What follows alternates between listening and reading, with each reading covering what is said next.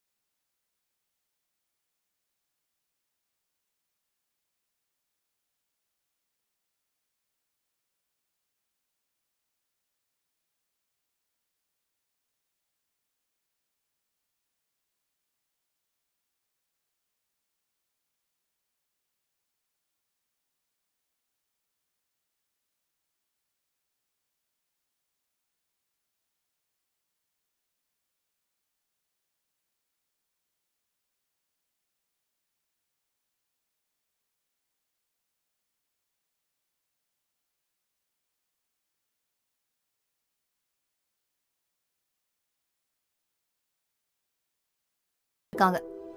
அதுக்காக நான் அபி விட முடியாதுப்பா. நான் பண்றது தப்பு இல்ல. சோ அவங்க தான் மாறணும். அவங்க அவங்களோட இன்செக்யூரிட்டிய என்னால ஃபிக்ஸ் பண்ண முடியாதுப்பா. ஆனா அபிக்கு எதுவும் ப்ராப்ளம் வராம கண்டிப்பா பாத்துக்குவேன். சொல்றது ரொம்ப ஈஸி கவின். பட் வீட்ல லேடிஸ் கடையில ஒரு டென்ஷன் இருந்தா நம்மளால அதை ஹேண்டில் பண்றது ரொம்ப கஷ்டம். சரி, நான் அபிய ஒரு நாள் நம்ம வீட்டுக்கு கூட்டிட்டு போய் அம்மா கிட்ட நேரா சொல்ல போறேன். நீங்களும் வேணா வந்து பாருங்க எப்படி ஹேண்டில் பண்றேன்னு. ஆ என இன்னும் சிந்தனையில் இருந்தவரை, இன்னும் என்னப்பா என்றான் அவன். உனக்கு அவங்க வீடு, ராமு, அவரு உங்க மாமனாரா எல்லாம் ஓகே தானா? அவங்க பினான்சியல் நிலைமை எல்லாம் தான் கேக்குறேன் கவின். நாளைக்கு ஒத்துக்கிட்டு அப்புறம் அவங்கள ஒதுக்குறது, அலட்சியப்படுத்துறதெல்லாம் ரொம்ப தப்புப்பா. அவங்க வீட்ல நீ ஸ்டே பண்ணணும், அவங்க ரிலேட்டிவ்ஸ் கூட பழகணும். இதெல்லாம் சின்ன விஷயம் மாதிரி தான் தெரியும், ஆனா உண்மையிலேயே பெரிய விஷயம் என பாலா கூறவும், இதெல்லாம் கவினும் யோசித்திருக்கிறான் முன்பு. அவளை விட்டு விலகி இருந்த போது இதெல்லாம் அவளுக்கு நெகட்டிவ் என்று. ஆனால் அதெல்லாம் அவள் மீது இருந்த காதலை ஒரு பர்சன் கூட குறைக்கவில்லை. மாறாக அவளை சௌகரியமாக வைத்துக் கொள்ள வேண்டும் என்றுதான் நினைக்க வைத்தது. அதெல்லாம் கொஞ்சம் கஷ்டம்தான். பட் அபிக்காக ஐ வில் டூப்பா.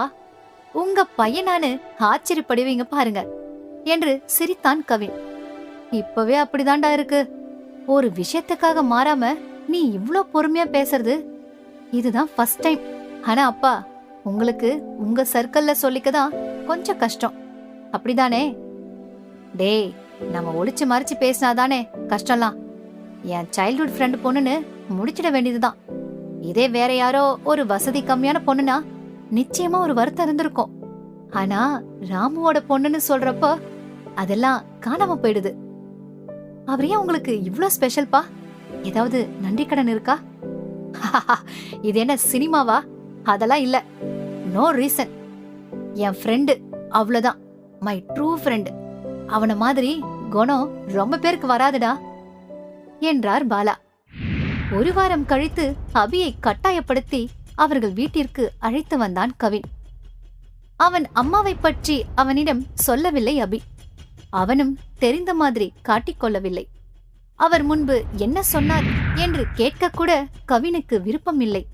அதை கேட்டால் அவனால் தாங்கிக் கொள்ள முடியாது என்று நினைத்தான். ஓரளவிற்கு மேல் கவினிடம் மறுக்க முடியவில்லை அபியால். ஐயோ, அந்த அம்மா கிட்ட ஜம்பமா இனி உங்க வீட்டு பக்கமே வரமாட்டேன்னு சொல்லிட்டு இப்ப போறோமே என்று மனம் குமைந்தது அவளுக்கு. நிச்சயமாக ஏதாவது புண்படுத்தும் வகையில்தான் பேசப் போகிறார் என்று தன்னை தயார்படுத்திக் கொண்டே சென்றாள் அவள். வேண்டா வெறுப்பாக அந்த வீட்டுக்குள் காலடி எடுத்து வைத்தாள் அபி. இந்த வீட்டுக்கு மருமகளா வரணும்னு ஆசைப்படுற என இடித்தது மனது. அது கல்யாணம் ஆயிடும். அப்போ கவின் எனக்கு சப்போர்ட் பண்ணுவார். இப்போ அந்த அம்மாவை யார் சமாளிக்கிறது என மனதிற்குள் நினைத்தபடியே எப்பவும் புருஷன் பின்னாடி ஒளிஞ்சுக்க முடியுமா என்ன என மனசாட்சியோட பேச்சுவார்த்தை நடத்தி கொண்டே வந்தாள் அபி. அபி, நீ இங்கே உட்காரு, நான் அம்மாவையும் ரித்திகாவையும் கூட்டிட்டு வரேன் என்று உள்ளே போனான் கவின். அவர் வந்த பின் அவருக்கு மரியாதை கொடுக்க எழ வேண்டுமே, அது வேண்டாம் என்று உட்காரவே இல்லை அபி. 2 இடங்களில் சோஃபா போடப்பட்டிருக்கும் அந்த பெரிய ஹாலை சும்மாவே சுற்றி வந்தாள் அபி. அறைகளுக்கு அருகில் போடப்பட்டிருக்கும் சோஃபாவை பார்த்தவுடன் பழைய ஞாபகம் வந்தது அபிக்கு. அம்மா வருவாங்க, ரிஷிக்கு ஏதோ ஊட்டிட்டு இருக்காங்க என்றபடி அவள் கையை பிடித்து சோஃபாவில் அமர வைத்து அவனும் அருகில் அமர்ந்து கொண்டான். அவளின் சங்கடமான முகத்தை பார்த்து அவள் மனநிலை புரிந்தாலும் வேறு வழி இல்லையே, இந்த கட்டத்தை கடக்கத்தான் வேண்டும். அமைதியாக அவளையே பார்த்தான். அவன் பார்வை அவளை ஏதோ செய்ய, இப்படி பார்க்காம நீங்க கொஞ்சம் தள்ளி உக்காருங்களேன் என்றாள் வெட்கத்துடன். அவளின் வெட்கம் இவனுக்கு ஆசையை தூண்ட, அபி என்று அழைத்து சட்டென்று அவளின் கன்னத்தில் முத்தமிட்டான். 1 நிமிடம் திகைத்து விட்டாள் அபி. ஐயோ, உங்க வீட்டு ஹால்ல இருக்கோம், உங்க அம்மா வரப்போறாங்க, எவ்வளவு தைரியம் உங்களுக்கு, எதுக்கு இப்படி பண்றீங்க, தள்ளுங்க தள்ளுங்க முதல்ல என்று படப்படவென பொரிந்து அவனை கொஞ்சம் தள்ளி உட்கார வைத்தாள் அபி. உனக்கு பிடிக்கலனா திருப்பி கொடுத்துரு, நான் ஃபீல் பண்ண மாட்டேன், நீ எவ்வளவு கொடுத்தாலும் வாங்கிக்கிறேன் என கொஞ்சினான் அவன். அவள் அருகில் இருக்கும் சந்தோஷத்தில் ஏதேதோ பேசி அவளை சிவக்கவும் சிரிக்கவும் வைத்துக் கொண்டிருந்தான் கவின். ரிஷிக்கு இதை பண்ணணும் அதை பண்ணணும் என்று அவளை உதாசீனப்படுத்துவதற்காக காரணம் சொல்லி மெதுவாக வெளியே வந்த சுபத்ரா ஒரே சோஃபாவில் அமர்ந்து பேசி சிரித்துக் கொண்டிருந்த இருவரையும் பார்த்து திகைத்து போனார். கவினின் இயல்பான உடல் மொழி அவருக்கு அபாயமணி அடித்தது. முதலிலேயே வந்திருக்க வேண்டுமோ என நினைத்தார். கவின் என்று சுபத்ராவின் குரல் கேட்டு வேறு வழியில்லாமல் எழுந்தாள் அபி. ஏற்கனவே அபியை பிடிக்காது. இன்று மகனுடன் அமர்ந்திருந்ததால் இன்னும் வெறுப்பை காட்டினார் சுபத்ரா. திமிராக ஒரு தலையசைப்பை மட்டும் கொடுக்க கொஞ்சமாக தலையாட்டி வேண்டா வெறுப்பாய் சிரித்து வைத்தாள். கவினும் அம்மா முகத்தையே தான் பார்த்து கொண்டிருந்தான். அபியை வா என்று கூட அழைக்கவில்லையே. அவர் கையில் இருந்த ரிஷி அதற்குள் கவினிடம் தாவ அவனை வாங்கி ஆசையாக அவர்களை பார்த்தபடி நின்று கொண்டிருந்த அபியிடம் நீட்டினான் கவின். மிகவும் தயங்கினாள் அபி. சுபத்ராவை போல்தான் ரித்திகாவும் இருப்பாள் என்று அவள் உள்மனது சொல்லியது. அதனால் ஆசை இருந்தாலும் ரிஷியை தூக்க ரொம்ப யோசித்தாள் அபி. கண்ணா, குழந்தைய சும்மா கை மாத்தினா உடம்பு வலிக்கும், பேசாம எங்கிட்ட கொடுத்துடு என்றார் சுபத்ரா. கவின் எல்லாவற்றையும் எதிர்பார்த்து வந்திருப்பதால் எதையும் புரிந்து கொள்ளாதவன் போல, அதெல்லாம் பத்திரமா வச்சுக்கிறோம், எங்ககிட்ட இருக்கட்டும், நீங்க அபிக்கு சாப்பிட ஏதாவது கொண்டு வர சொல்லுங்க சீதாமாவ என்றான் அவன். அவன் சொல்லியும் பேசாமல் அமர்ந்திருந்தார் சுபத்ரா. எப்படி என்ன சொல்லி இவளை வெளியேற்றுவது என்று யோசித்துக் கொண்டிருந்தார். அவர் மனதிற்குள் கோபம், வெறுப்பு, அகங்காரம் என எல்லாமே பேயாட்டம் போட்டது. அவன் எழுந்து போனால் அபியை எதுவும் சொல்லக்கூடும் என்று கணித்து அவன் சுரேஷை போன் பண்ணி அழைத்தான். அண்ணா, அபிக்கு சீதாமாவ ஸ்நாக்ஸ் கொண்டு வர சொல்லுங்க என்றான் கவின். நான் கிளம்பவா என மிகுந்த சங்கடத்தில் அவன் காதை கடித்தாள் அபி. நீ முதல்ல இவனை கையில வாங்கு, அவன் உன்னையே பாக்குறான் பாரு என்று ரிஷியை அவள் கையில் வலுக்கட்டாயமாக கொடுத்தான் கவின். ஆசையாக குழந்தையை கொஞ்சியவளுடன் சுபத்ராவை பொருட்படுத்தாமல் அவன் பேசிக் கொண்டிருந்ததை பார்த்தவர் தன் கோபத்தை காட்ட அவரை திட்ட வாயை திறக்கும் முன் ரித்திகா அறையை விட்டு வெளியே வந்தாள். வந்தவள் அபியின் கையில் இருக்கும் ரிஷியை பார்த்தவுடன், மா, உங்களுக்கு அறிவே இல்லையா? ரிஷி யார்கிட்ட வேணா கொடுத்துருவீங்களா? இவ யாரு? நாம அனாத ஆசிரமத்துக்கு கொடுக்கிற டிரெஸ் கூட இவ்வளதை விட ரொம்ப நல்லா இருக்கும். அவகிட்ட ஏன் பையனா என்று வேகமாக வந்து ரிஷியை வாங்க முயற்சி செய்தாள். இப்படி நேரடியாக அவமானப்படுத்தியவுடன் முகம் விழுந்து விட்டது அபிக்கு. ஆத்திரத்தில் அழுகையும் சேர்ந்து வந்தது. ரிஷியை கவின் கையில் கொடுக்க நினைக்க அவன் வாங்காமல், இரு அபி, வெயிட் ப்ளீஸ், எனக்கா ஒரு 5 மினிட்ஸ் என்றான் அவன். தான் பேச நினைத்ததை விட மகள் நன்றாக பேசினாள் என்று சந்தோஷப்பட்டு கொண்டார் சுபத்ரா.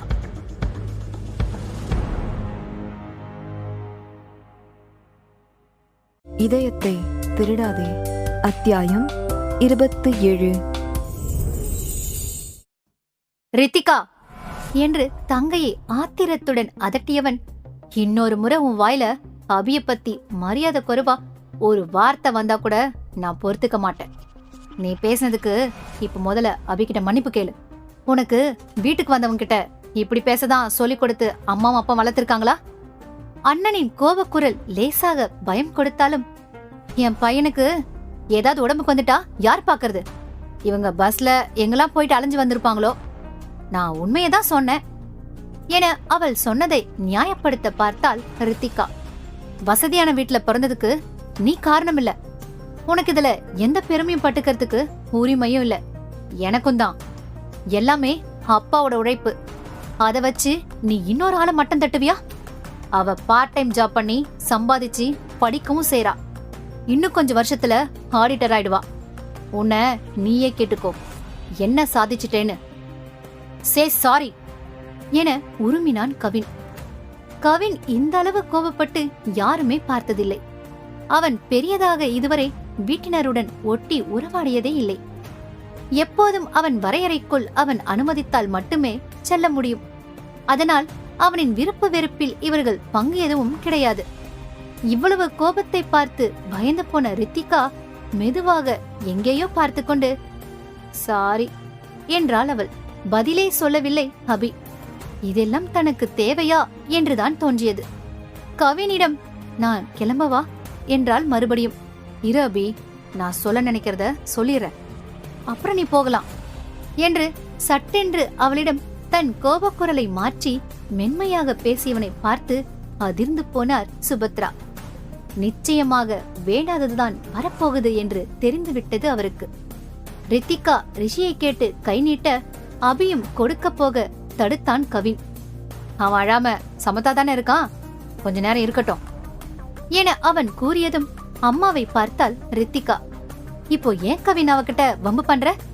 அவ பையன், அவ கேக்குறா, அவகிட்ட கொடு என்றார் அவர். அப்போ ரிஷி மேல எனக்கு எந்த உரிமையும் இல்ல, அப்படிதானமா? என்னப்பா, ஏன் இப்படி? என்ன கோவம் உனக்கு? யாரோ ஒரு பொண்ணுக்காக உன் தங்கச்சி திட்டுற, அவளும் சாரி கேட்டுட்டா, அப்புறமும் என்ன? நீ பேசுறது எதுவும் நல்லாவே இல்ல கவின். இவ்வளவு நேரமும் ஏன் அமைதியா இருந்தீங்க? ரித்திகா பேசுனது தப்புன்னு உங்களுக்கு தெரியலையா என கிடுக்கு பிடி போட்டான் கவின். அவருக்கு கோபம் உச்சத்தில் இருந்தாலும் கவின் இப்போது ஒரு முடிவோடு இருப்பது தெரிந்ததால் அவன் முழுவதும் பேசி முடிக்கட்டும் என்று அமைதி காத்தார். அம்மா, இனி அபி யாரோ இல்ல, அபியதான் நான் கல்யாணம் செஞ்சுக்க ஆசைப்படுறேன் என கவின் சொல்ல சொல்ல நடுங்கியது அபிக்கு. ஆதரவிற்கு கவினை ஒட்டி நின்று கொண்டாள். அவர் இதை எதிர்பார்த்ததால் அதிர்ச்சி கம்மியாக தான் இருந்தது. ஆனால் அபியை குரோதத்துடன் பார்த்தார். நீயே முடிவு பண்ணிட்டியா கண்ணா என தழுதழுத்தது குரல்.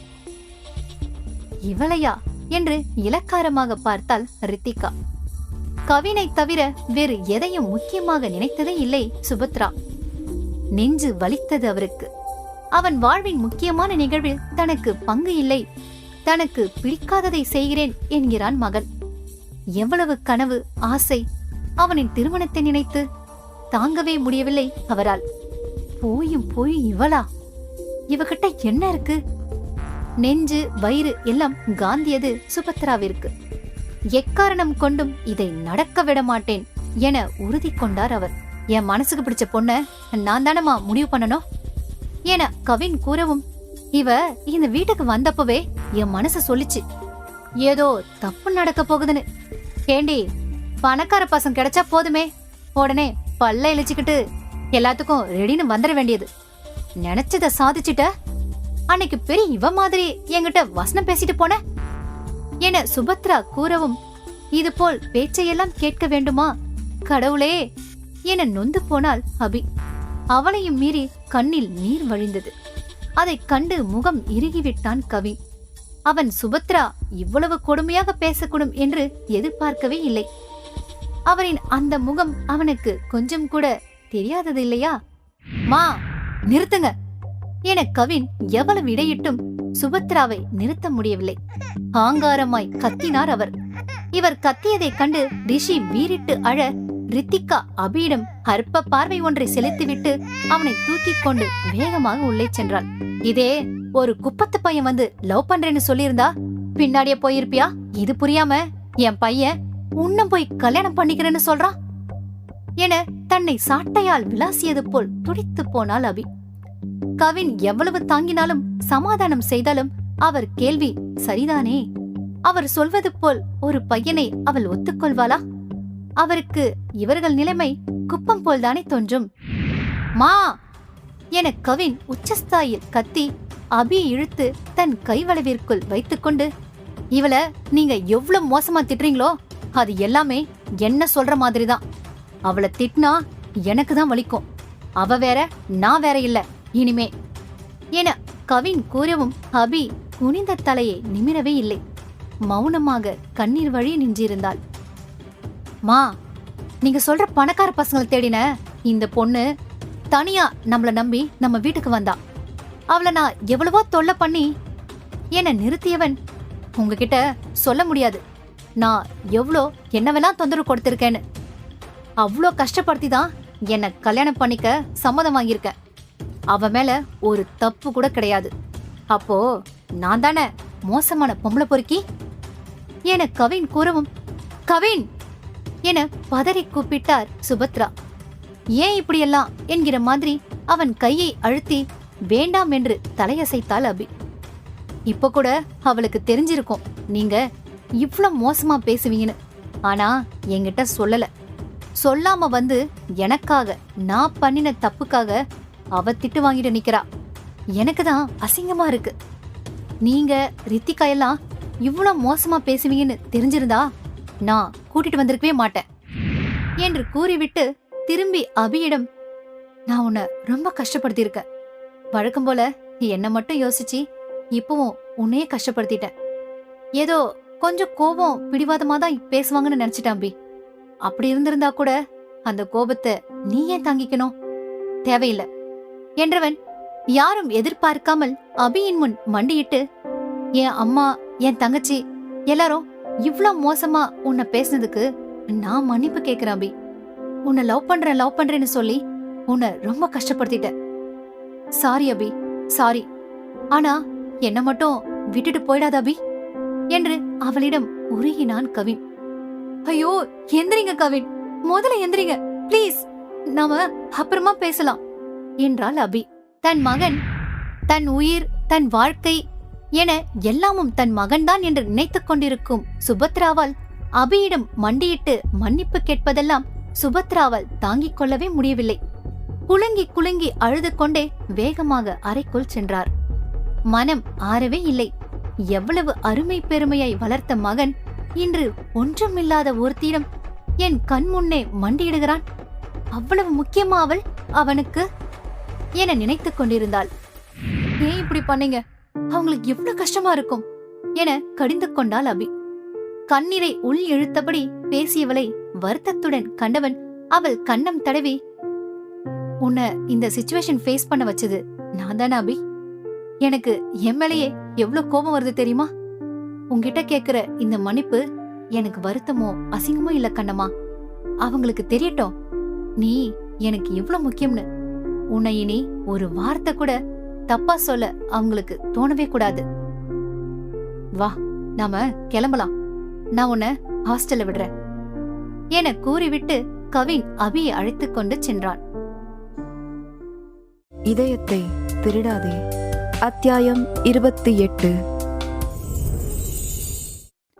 அபியை அழைத்து வந்த தினத்திற்கு பின் 4 நாட்கள் கடந்து போயின. கவினின் வீடு ரிஷியின் சத்தம் கேட்காத மற்ற நேரத்தில் மயான அமைதியுடன் இருந்தது. எப்போதும் ரித்திகாவிடம் புலம்பும் சுபத்ரா இம்முறை மிகுந்த மன அழுத்தத்தில் ரொம்பவும் அமைதியாகவே இருந்தார். மாறாக ரித்திகா தான் புலம்பினாள். ச்சே, எப்படிமா அண்ணன் அவளை போய் என்னால நம்பவே முடியல.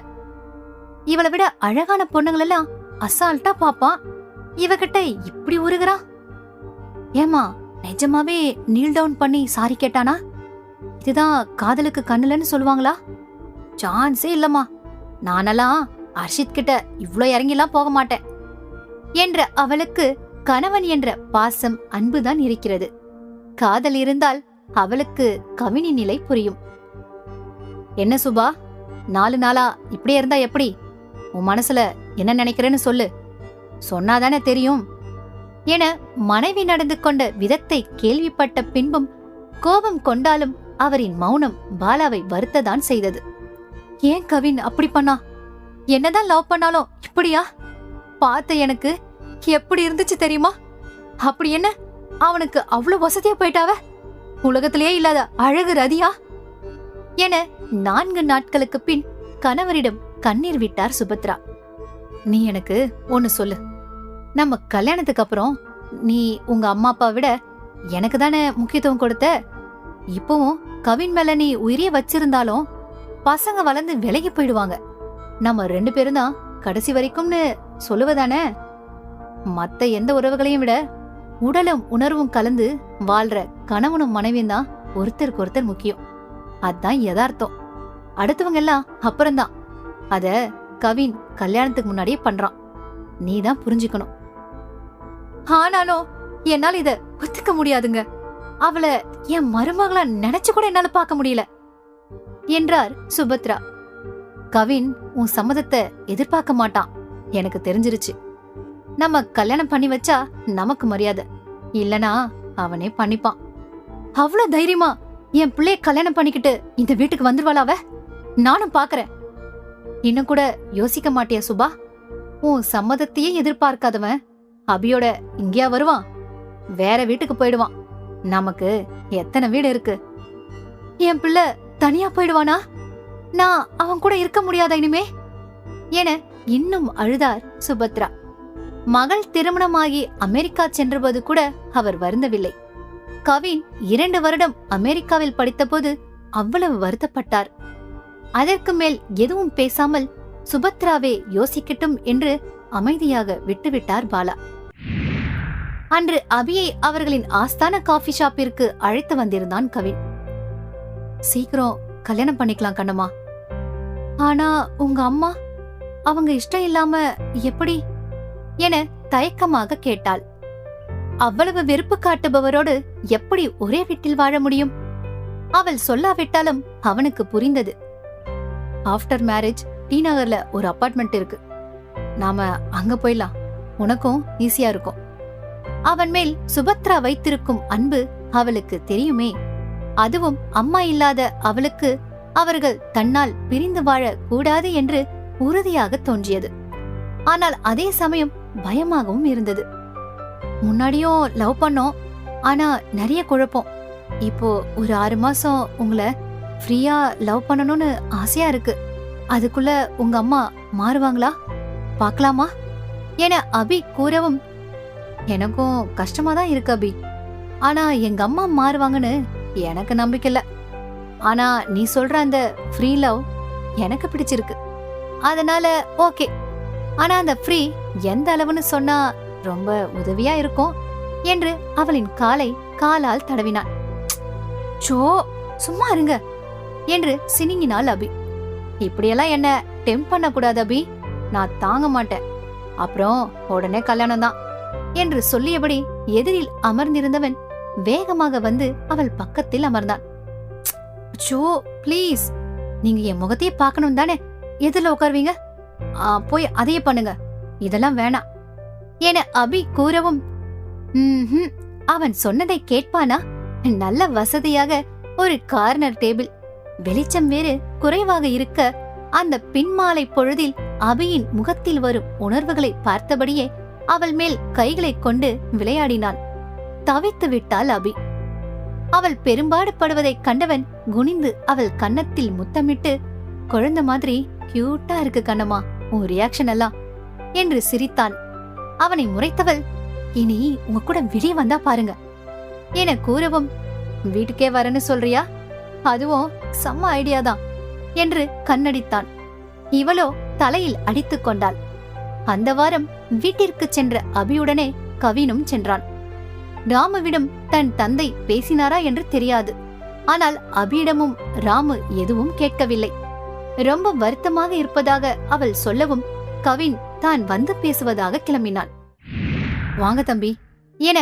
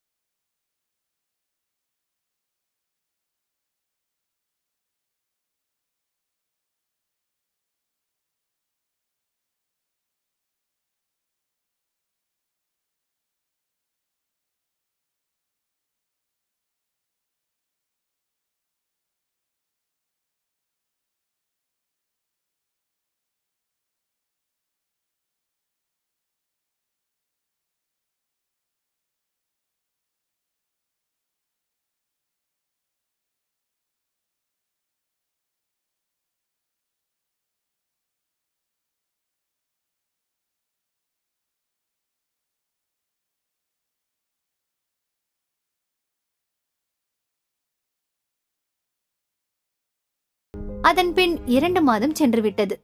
சுபத்ரா கவினுடன் பேசுவார். ஆனால் ஒரு மாதிரி அமைதியாகி விடுவார். இன்னும் 1 மாதத்தில் ரித்திகா கிளம்பி விடுவாள். திருமணத்தை 6 மாதம் பின்னர் பார்த்துக் கொள்ளலாம் என்று இரு தந்தைகளிடமும் சொல்லிவிட்டனர் கவினும் அபியும். பகல் பொழுதில் வேலையில் பிஸியாக இருக்கும் கவின் மாலை பொழுதை அபியுடன் தான் செலவழிப்பான்.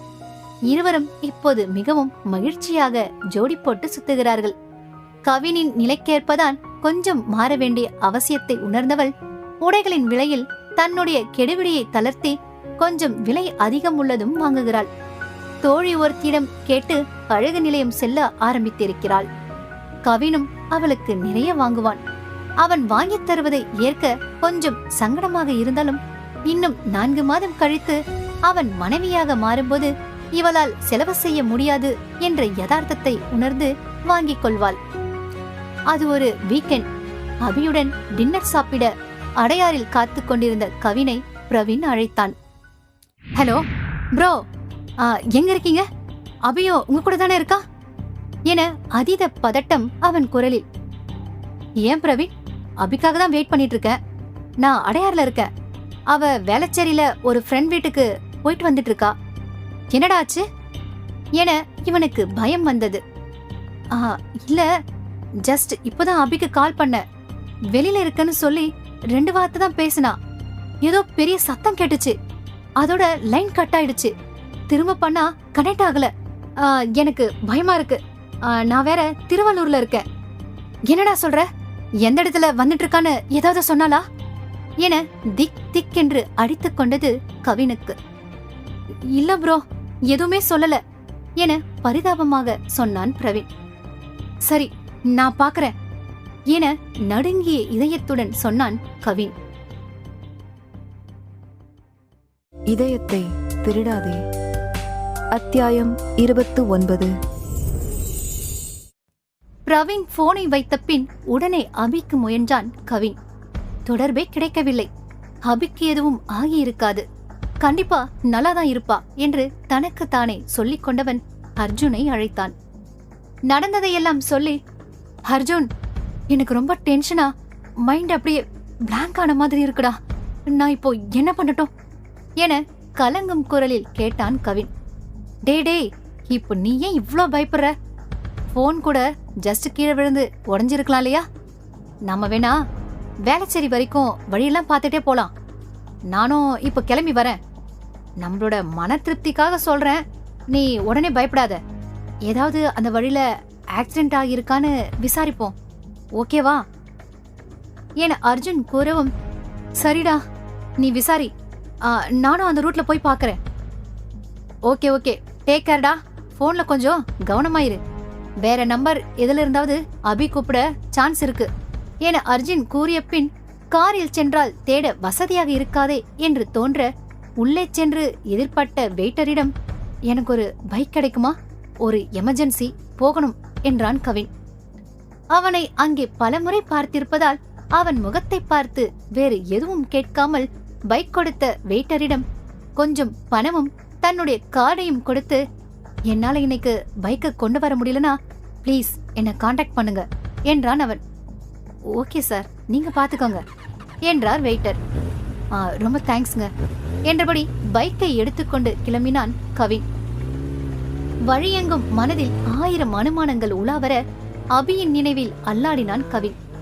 எங்காவது கண்ணில் பட்டுவிட மாட்டாளா என்று ஏங்கி நாலா பக்கமும் பார்த்தபடியே போனான் கவின். கண்கள் கசிந்தது அவனுக்கு.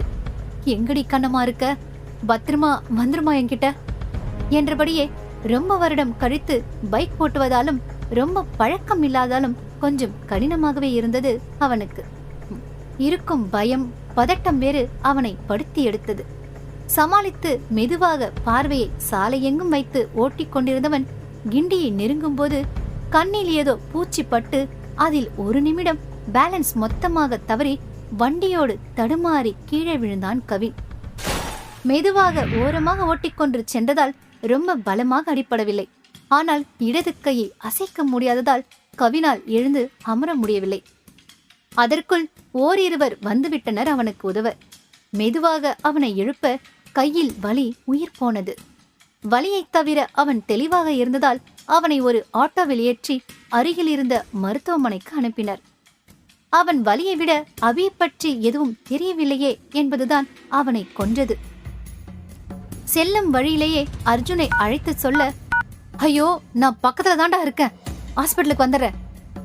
இல்ல, நீ வராத, நீ அபியை பத்தி ஏதாவது தெரியுதான்னு பாருடா, நான் இங்க மேனேஜ் பண்ணிக்கிறேன். பிளீஸ்டா, எனக்கு அபியோட பத்திரம் என்னன்னு தெரியாம நிம்மதியாவே இருக்க முடியல என்றான் கவின். பேசிக் கொண்டிருக்கும் போதே கவினுக்கு தெரியாத நம்பரிலிருந்து அழைப்பு வர வேகமாக அட்டெண்ட் செய்தான். கவின், நான் அபி பேசுறேன். அபி, உனக்கு ஒண்ணு இல்லையே, எங்க இருக்க நீ என அவள் குரலை கேட்டு கொஞ்சம் ஆசுவாசம் அடைந்தவன் படபடவென கேட்டான். நான் நல்லா இருக்கேன், ஆனா ஒரு சின்ன ஆக்சிடென்ட் எனக்கும் ஃப்ரெண்டுக்கும் வண்டியில வரும்போது. அவளுக்கு கொஞ்சம் ஜாஸ்தி அடி, அதான் இங்க பக்கத்துல ஒரு கிளினிக் வந்து எங்க காயத்துக்கு ட்ரெஸ்ஸிங் பண்ணிட்டு உங்களுக்கு ஃபோன் பண்றேன் என அவள் கூறவும், காட், நிஜமா நல்லா இருக்கல அபி?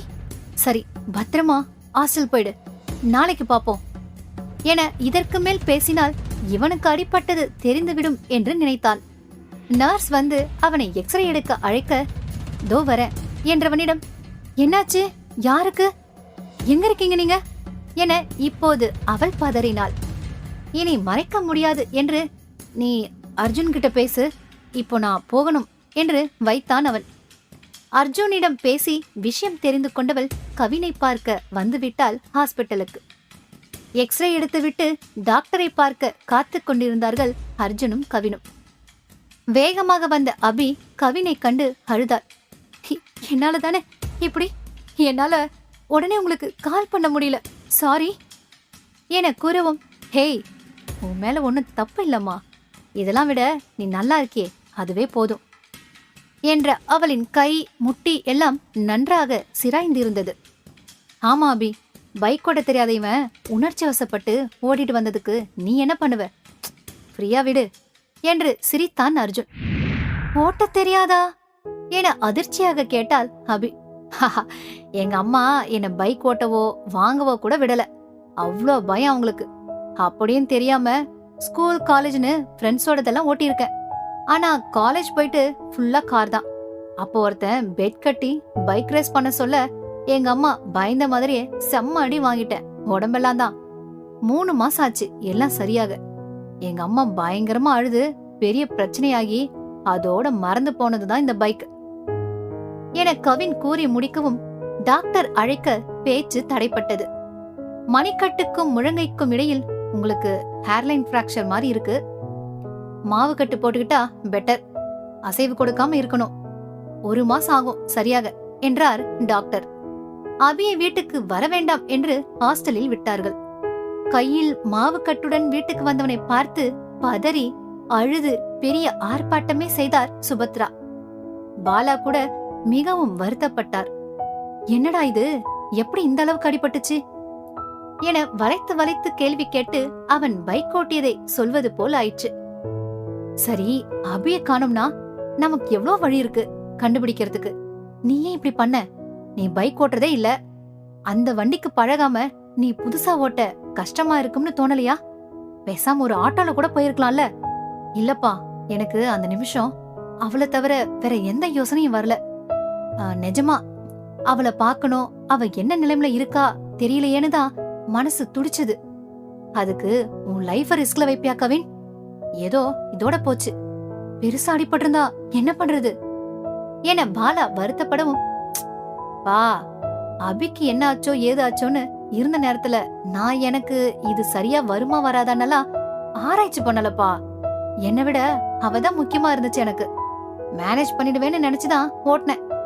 கண்ணுல ஏதோ பட்டதுனாலதான் பேலன்ஸ் போயிடுச்சு, பைக்னால ஒன்னும் அடிபடலப்பா என கவின் கூறவும், இவர்கள் பேசுவதையெல்லாம் அழுதபடி கவினின் அருகில் அமர்ந்து எதுவும் பேசாமல் கேட்டுக்கொண்டிருந்தார் சுபத்ரா.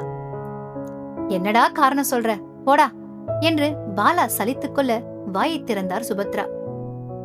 ஒரு தடவை உனக்கு அடிபட்டு நீ எவ்வளவு கஷ்டப்பட்டு மீண்டு வந்த, அப்போ நான் ரொம்ப அழுது விரதம் இருந்து உடம்ப கெடுத்துக்கிறேன்னு உங்களுக்காக இனி நான் பைக்கே ஓட்ட மாட்டேமான்னு சத்தியம் பண்ணி கொடுத்தியே, அது கூட உனக்கு ஞாபகம் வரலையா கண்ணா என அவர் கேட்கவும், மா, நான் என்ன ஜாலியாவா இப்ப பைக் ஓட்டி அடிபட்டுட்டேன், ஒரு அவசரம் தானேமா, அப்பா சொன்ன மாதிரி வேற நிறைய வழி இருந்திருக்கே, அதான் சொன்னனேமா, அபியை தவிர வேற எந்த யோசனையும் வரல எனக்கு.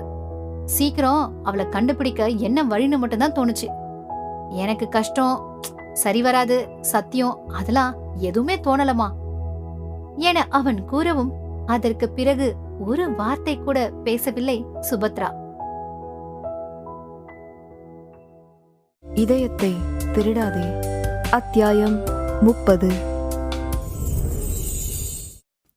கவினை கையில் கட்டோடு பார்க்கும் போதெல்லாம் மனம் வலித்தது சுபத்ராவிற்கு. இப்படி போய் அடிபட்டுக்கிட்டானே, அதுவும் அந்த பொண்ணுக்காக. எப்படி சொல்லிட்டான், எதை பத்தியும் யார பத்தியும் நினைக்காம அவ மட்டுமே முக்கியம்னு எப்படி நினைச்சான் என நினைக்க நினைக்க அழுகை பொங்கியது அவருக்கு. எந்த முடிவுக்கும் வராமலே இருந்தார் சுபத்ரா. வர முடியவில்லை அவரால். பாலா கூட சொன்னார், சுபத்ரா, இன்னும் 3 மாசம்தான் உனக்கு டைம், அதுக்குள்ள நீயே யதார்த்தத்தை புரிஞ்சுக்கிட்டு ஏத்துக்கோ. கவின் வந்து அவன் முடிவை சொல்ற மாதிரி வச்சுக்காத, அது நமக்கு தான் அசிங்கம். என்னால முடியலைங்க, என் பையன் பக்கத்துல அவளை நினைச்சு பார்க்கவே எனக்கு பிடிக்கவே இல்ல. என் பையன் எங்க, அவ எங்க? அவளுக்கு என்ன குறை சுபா, இன்னும் 3 வருஷத்துல ஆடிட்டர் ஆயிடுவா, அழகாதான் இருக்கா. நம்ம வீட்டுக்கு வந்த அப்புறம் அந்த பளபளப்பு வரப்போகுது. ரித்திகாவும் மாசம் மாசம் பார்லர் போகலனா இப்படிதான் டல்லா இருப்பா. உனக்கு அபியை ஏத்துக்க மனசுதான் வேணும். வசதி தகுதி என்று பேசினால் பாலாவுக்கு கோபம் வந்துவிடும் என்று அமைதியாகவே இருந்தார் சுபத்ரா. இவ்ளோ நாள் நீ அவன் மேல பாசமா இருந்ததெல்லாம் வீணா போன மாதிரி ஆயிடும் சுபா. நம்ம புள்ள சந்தோஷம் தானே நமக்கு வேணும். இப்ப புதுசா உன்னோட விருப்பு வெறுப்ப அவன் மேல திணிக்க பாக்காத. சின்ன வயசுல இருந்தே அவன் போக்குல விட்டுட்ட. என்னையும் பெருசா கண்டிக்க விட மாட்ட. இப்போ உன்னை பத்தி அவன் நினைக்கணும்னு நீ எதிர்பார்க்கறது நியாயமே இல்ல. நீங்க ஏன் பேச மாட்டீங்க? அவன்தான் இப்போ அப்பா அப்பான்னு உருகுறானே. ஆபீஸ்ல எல்லாம் பொறுப்பா பாத்துக்கிறான். அதனால உங்களுக்கு குழு குழுன்னு தான் இருக்கும் என பொறாமைப்பட்டார் சுபத்ரா. ஹே, இந்த மாற்றமெல்லாம் எதனால நினைக்கிற? எல்லாம் நம்ம பிள்ளைக்கு காதல் வந்த அப்புறம்தான். முன்னாடியெல்லாம் வேற என்னன்னு அலப்பாஞ்சுக்கிட்டே இருந்த மனசு இப்போ நிலையா இருக்குதுன்னா அவன் மனசளவுல ரொம்ப திருப்தியா இருக்கான்னு அர்த்தம். அந்த அமைதிய காலத்துக்கும் அவனுக்கு கொடுக்க நீ இவ்ளோ யோசிக்கிற. பாலா சொல்வதின் அர்த்தம் அவருக்கும் புரிந்தது. இந்த ஒரு மாதமாய் பார்க்கிறாரே மகன் முகத்தை. எந்நேரமும் ஒரு சந்தோஷம், தன்னிறைவு எல்லாம் தெரிகிறது. சில நேரம் போன் பேசியபடி இறங்கி வருபவன் முகத்தில் அப்படி ஒரு உற்சாகம், துள்ளல் கூட இருக்கும். அவளிடம்தான் பேசுகிறான் என்று சொல்லாமலே புரியும். அமெரிக்கா கிளம்புவதாக இருந்த ரித்திகாவை இங்கேயே இருக்குமாறு சொல்லிவிட்டான் அர்ஷித். இன்னும் ஒரு மாதத்தில் அர்ஷித்தும் அவன் பெற்றோரும் வந்து ரிஷிக்கு அவர்கள் குலதெய்வம் கோவிலில் மொட்டையடித்து காது குத்தி விடலாம் என்று முடிவு செய்ததால் சுபத்ராவை யோசிக்க முயன்றாலும் ரித்திகா விடாமல் ஏதாவது எதிர்மறையாக ஓதிக்கொண்டே இருப்பாள். அன்று கவினுக்கு கட்டு பிரித்து வீட்டில் இருந்தான். காலையில் மருத்துவமனைக்கு சுபத்ராவுடன் இருப்பதால் அபியை வரவேண்டாம் என்று சொல்லிவிட்டான் கவின். இப்போது மாலையில் பேசும்போது கட்டு பிரித்தவுடன் விரல்களை அசைக்க கூட மிகவும் வலிக்கிறதென்று சோர்வாக கூறியவனை பார்த்தே ஆக வேண்டும் என்று என்ன ஆனாலும் சரி என அவன் வீட்டுக்கு வந்துவிட்டாள் அபி. அவள் வருவது கவினுக்கு தெரியாது. எப்படியும் வரவேற்பு இருக்காது என்று யாரையும் பார்க்காமல் மாடியேறிக் கொண்டிருந்தவளை பார்த்த ரித்திகா வாயை அடக்காமல், எங்கடா என்ன கிடைக்கும்னு நுழைஞ்சிட வேண்டியது என்றாள். சுறுசுறுவென கோபம் பொங்கியது அபிக்கு. இவளிடம் இப்படி பேச்சு வாங்க என்ன அவசியம்? இனி இதுதான் என் வாழ்க்கை என்று ஆகிவிட்டது. தப்பென்றால் அமைதியாக இருக்கலாம், இல்லையில் திருப்பி கொடுக்க வேண்டியதுதான் என்று நினைத்தபடி கீழே இறங்கினாள் அபி. அவள் திரும்பி வருவாள் என்று எதிர்பார்க்கவில்லை ரித்திகா. கவினிடம் போய் சொன்னால் கூட சமாளிக்க வேண்டியதுதான் என வெறும் ஜாடை பேச்சு பேசினாள் அவள்.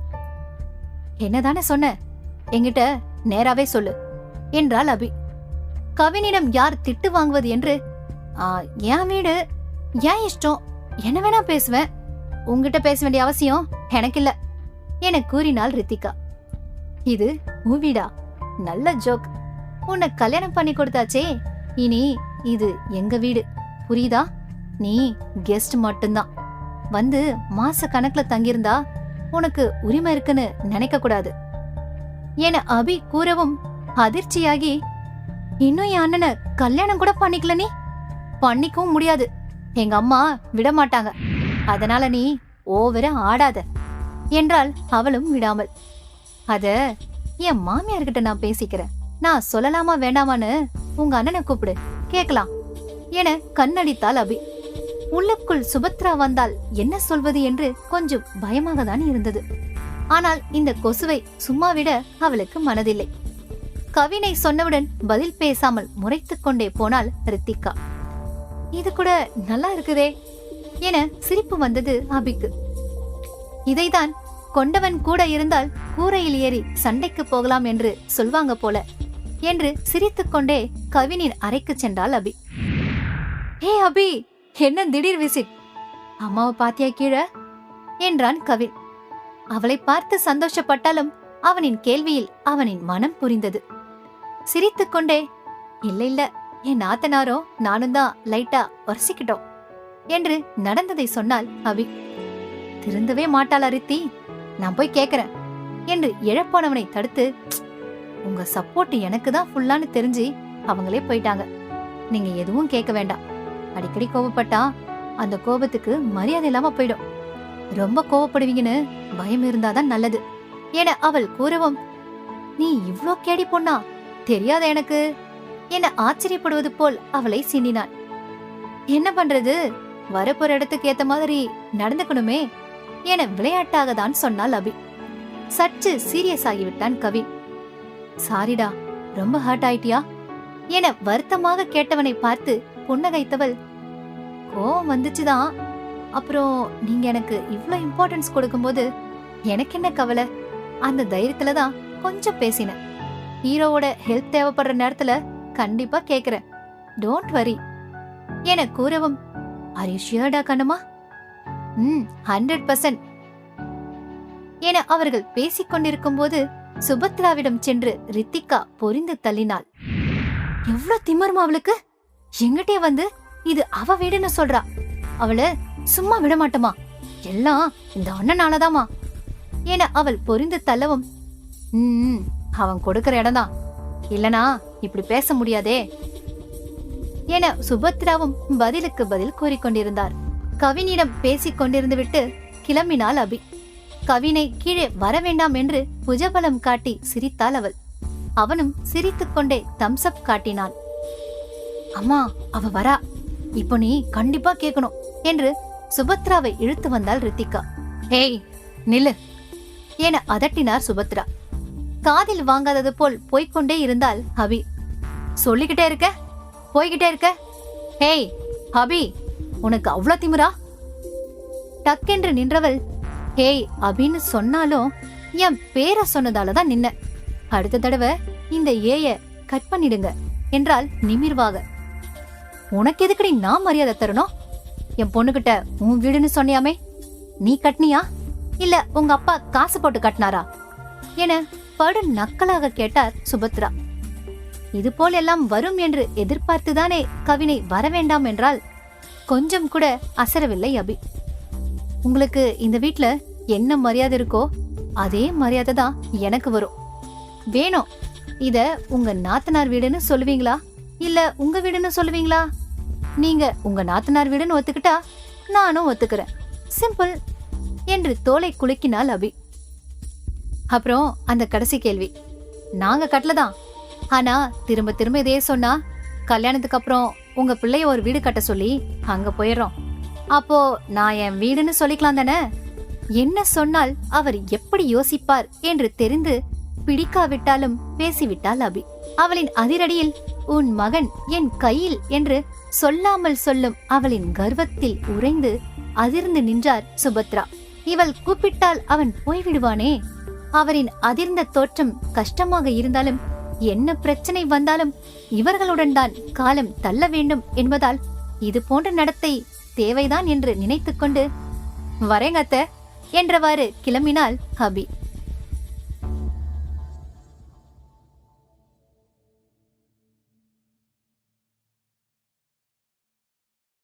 இதயத்தை திருடாதே. அத்தியாயம் 31. அந்த மாத கடைசியில் அமெரிக்காவில் இருந்து வந்தார்கள் ஹர்ஷித்தும் அவன் பெற்றோர்களும். அவர்களுக்கு சென்னையில் ஒரு வீடு இருப்பதால் அங்கேயே தங்கிக் கொண்டார்கள். 2 நாள் கழித்து அனைவரும் தஞ்சாவூர் அருகே இருக்கும் அவர்கள் குலதெய்வ கோயிலுக்கு சென்று ரிஷிக்கு மொட்டையடித்து காதும் குத்திவிட்டு வந்தார்கள்.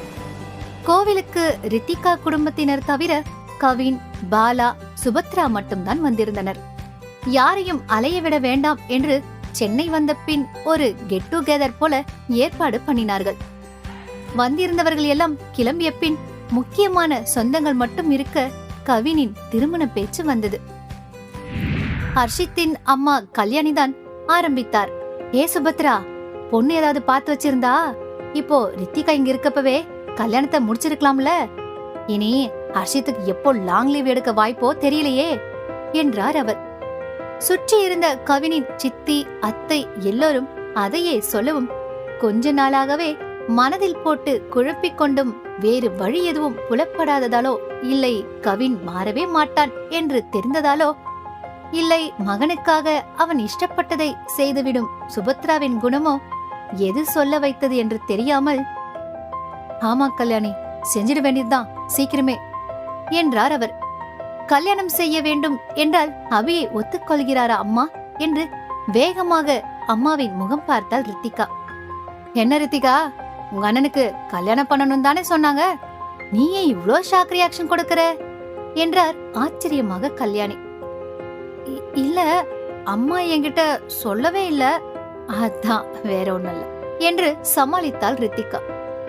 பொண்ணு பிக்ஸ் பண்ணிட்டு சொல்லுவாங்க, அப்படிதான் உன் கல்யாண விஷயமும் எங்களுக்கு சொன்னாங்க என்றார் குறைப்படும் குரலில் கவினின் அத்தை. பொண்ணு பாத்திட்டியாக்கா? சுபத்ராவின் தங்கை கேட்க, சீக்கிரம் சொல்றேன் என்றதோடு முடித்துக் கொண்டார் சுபத்ரா. அன்று இரவு வீட்டில் பாலாவிடம், ரித்தி ஊருக்கு போறதுக்குள்ள நிச்சயம் மட்டும் பண்ணிடுவோமா என சுபத்ரா கேட்க, என்ன சுபா இப்படி சர்ப்ரைஸ் கொடுத்துட்ட, நான் மட்டும்தான் கவின் கல்யாணத்துக்கு போக போறேன்னு நினைச்சிட்டு இருந்தேன் என்று அவரின் மனநிலை புரியாமல் கிண்டலடித்தார் பாலா. கண்ணில் நீர் வர, என் பையன் இப்படி இருக்கிறதுனால என் நிலைமை உங்களுக்கு எல்லாம் கிண்டலா போச்சுல, நல்லா சிரிங்க, நான் ஒன்னும் இஷ்டப்பட்டு இதுக்கு ஒத்துக்கல, எனக்கு அவளை இந்த ஜென்மத்துல பிடிக்காது, என் பையனுக்காக மட்டும்தான் இதுக்கு ஒத்துக்கிற, அவனை விட்டு என்னால தள்ளியெல்லாம் இருக்க முடியாது என்று அழுதார். நீ நினைக்கிற அளவுக்கு அபி ஒன்னும் மோசமான பொண்ணு இல்ல சுபா, ஏனோ உன் மனசுல வெறுப்ப வளர்த்துக்கிட்ட. ஆனா ஒண்ணு, இந்த நிச்சயம் கல்யாணம் எல்லாத்துலயும் உன் முகத்துல நீ எந்த கோபம் வெறுப்பும் காட்டாம இருக்கணும், வெளியில யாருக்கும் உன்னோட மன வருத்தம் தெரியக்கூடாது, இது என்னோட கண்டிஷன், ரித்திகா கிட்டையும் சொல்லிவை என்று கண்டிப்பாக சொன்னார் பாலா. கவினிடம் சென்று சொல்ல அவனோ, ஏன்பா நிச்சயம் மட்டும் பேசாம கல்யாணமே வச்சிடலாமே என்றான் கூச்சமே இல்லாமல். மகனே, உனக்கு ஆசை நிறைய அபி மேலன்னு தெரியுது, அவங்க கொஞ்சமாச்சும் ரெடி ஆக வேண்டாமா என பாலா கூறவும், இல்லப்பா ரித்திகா இப்ப போயிட்டு திரும்பி வர லேட்டானா என்னால ரொம்ப நாளெல்லாம் வெயிட் பண்ண முடியாதுப்பா என்றான் அவன். உனக்கு கொஞ்சம் கூட வெக்கமா இல்லையா கவின், இப்படி எனக்கு சீக்கிரம் கல்யாணம் பண்ணி வைங்கன்னு சொல்ற என சிரித்தார் பாலா. இல்லவே இல்ல dot, she is my angel பா, அத சொல்ல எனக்கு என்ன கூச்சம், எதுக்கு வெக்கம், சரிப்பா சீக்கிரமே உன் ஏஞ்சல வீட்டுக்கு கூட்டிட்டு வந்துடுவோம் என மகிழ்ச்சியுடன் மகனின் தோளில் தட்டிவிட்டு சென்றார் பாலா. 6 மாதம் கழித்து வைத்துக் கொள்ளலாம் என்று நினைத்த திருமணம் 4ஆம் மாதத்தின் முடிவிலேயே சிறப்பாக நடைபெற்று விட்டது. இவர்கள் திருமண செய்தி கேட்டு சுரேஷ் தான் உற்சாகத்தில் துள்ளி குதித்தார். நல்ல பொண்ணு தம்பி, வாழ்க்கை ரொம்ப நல்லா இருக்கும் என சொல்லி சொல்லி ஆனந்தப்பட்டார். கவின் அவருக்கு ஸ்பெஷல் கிஃப்ட் அளித்தான். அவன் மனதை அவனுக்கே சொன்னவர் அல்லவா.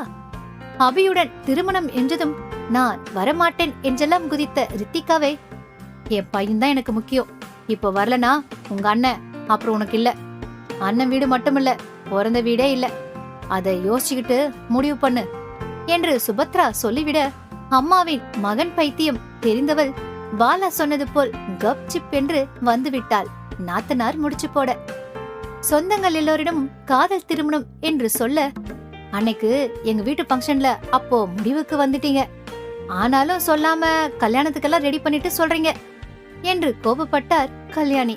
மற்றவர்கள் அனைவரும் கோபத்தை காட்ட முடியாமல் பொறுமினார்கள். ராமுவை பாலா தன் அருகிலேயே வைத்துக்கொண்டு வாடா போடா என்று பேச, அவர்களின் நெருக்கம் உணர்ந்து மற்றவர்கள் எதையும் நோண்டி கேட்கவில்லை. கேட்க பாலாவும் விடவில்லை. ராமுவும் எதை பற்றியும் சிந்திக்காமல் மகளின் திருமண நிகழ்வை நிறைவாக பார்த்து ரசித்தார். ஆர்த்திக்கு ஹீரோ போல் இருக்கும் தன் மாமாவை தோழிகளிடம் காட்டி பெருமைப்படவே நேரம் போதவே இல்லை. அழகாக புடவையில் எந்நேரமும் சிரித்துக் கொண்டும் பேசிக்கொண்டும் சுற்றியவளை ஹர்ஷித்தின் மாமா பையன் ஆர்வமாக பார்த்தான். மணமக்கள் இருவரும் வேறொரு உலகத்தில் இருந்தனர். அபி சாதாரணமாக இருக்கும் போதே மயங்கி போவான் கவின். இப்போது ஆடை ஆபரணங்கள் அதோடு சேர்ந்து முகம் வெட்கத்திலும் சந்தோஷத்திலும் ஜொலித்தது. அவளையேதான் சுற்றி சுற்றி வந்தது அவன் பார்வை. மிகவும் அழகானவன்தான் கவின். அதைவிட அவன் அவளை எந்த நிர்பந்தமும் இல்லாமல் விரும்பியதும் அவளுக்காக பேசியதும் தான் அவளை அவனிடம் மிகவும் மயங்க செய்தது. அந்த ஆண்மைக்குதான் அபி அடிமையானாள். அவனுக்கு குறையாத காதலை அவளும் காட்டினாள். தாலி கட்டி முடித்தவுடன் நெஞ்சம் நிறைந்து நெஞ்சுருகி தாள முடியாமல் அவளை தன்னிடம் இழுத்து நெற்றியில் முத்தமிட்டான் கவின். ஓவென கத்தினார்கள் வயது வித்தியாசம் இல்லாமல் சுற்றியிருந்த சொந்தங்கள் அனைவரும். முத்தமிட்ட அவனை தன் மொத்த காதலையும் தேக்கி அவள் உணர்ச்சி வசப்பட்டு பார்த்ததை அழகாக படம் பிடித்தார் புகைப்பட கலைஞர். மச்சான், இப்படியெல்லாம் லவ் பண்ணுவியாடா நீ? பொண்ணுங்களை எல்லாம் ரொம்ப அசால்ட்டா பார்த்து கிராஸ் பண்ணும் போதெல்லாம் இவன் பொண்டாட்டி பாவம்னு நினைச்சிருக்கண்டா. ஆனா நீ என்னடா இப்படி அபி போற பக்கமெல்லாம் பாக்குற? கண்ணுல காதல் வேற பொங்குதே என அசந்து போனான் அர்ஜுன். திருமணத்திற்கு பின் அபி மட்டும் செய்ய வேண்டிய சில சடங்குகளை செய்ய வைத்துக் கொண்டிருந்தார்கள் அவனின் சித்திகளும் அத்தைகளும். அர்ஜுன் பக்கத்தில் அமர்ந்திருந்தாலும் அபியை தான் விடாமல் பார்த்து கொண்டிருந்தான் கவின். அதற்குதான் அர்ஜுன் இப்படி பொங்கியது. அவ்வப்போது அவன் அம்மாவையும் பார்த்தான். சாதாரணமாக இருப்பது போல் தெரிந்தாலும் அவர் அபியின் அருகில் கூட செல்லவில்லை. நேற்று நிச்சயம் முடிந்த பின் அபியை தேடியவனின் கண்கள் மாடியில் ஒரு அறையிலிருந்து வெளிவந்த இருவரையும் கண்டு பதட்டப்பட்டு வேகமாக மேலேறினான். அவன் வந்து நின்ற வேகத்தை பார்த்து சுபத்ராவிற்கு ரொம்பதான் பண்றான் பிள்ளை என்று கசப்பாகவும், ஐயோ இவரோட என்று அபிக்கு சிரிப்பாகவும் இருந்தது. அவனிடம் எதுவும் பேசாமல் ஒரு மாதிரியாக பார்த்து கொண்டே போனார் சுபத்ரா. அவர் சென்றவுடன், கண்ணம்மா, ஆர் யூ ஓகே? எதுவும் சொன்னாங்களா ஆஷா என வேகமாக கேட்டான். அவன் சட்டையை பிடித்து மெதுவாக அவள் அருகில் இழுத்தவள், அச்சோ, நான் தான் கவலைப்பட வேண்டாம்னு சொல்லியிருக்கேன்ல தான் என்றாள் அஸ்கியாக. அத்தானா? அதுவும் அவளின் அஸ்கி வாய்ஸில் கேட்டவுடன் போதை ஏறியது போல் ஆனான் அவன்.